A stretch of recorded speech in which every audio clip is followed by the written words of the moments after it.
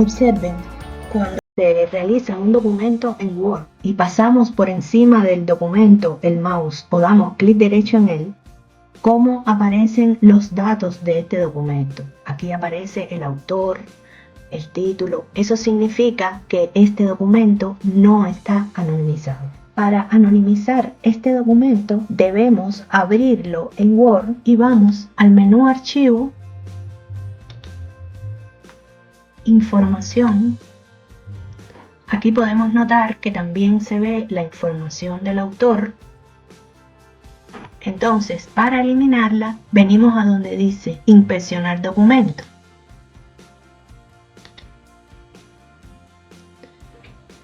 Aquí le decimos Inspeccionar.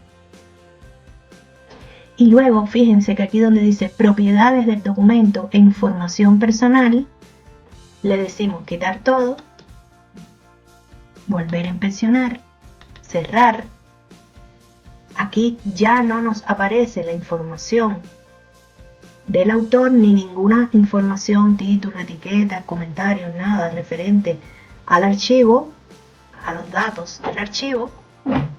Y debemos decir guardar, cerramos.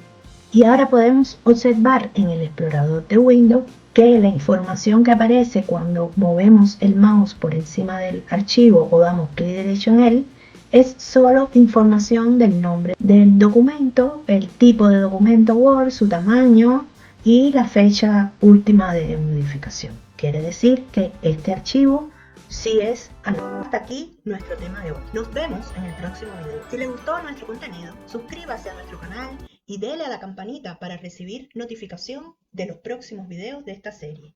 Y déjenos en los comentarios qué contenidos desea ver o alguna duda sobre el contenido de este video.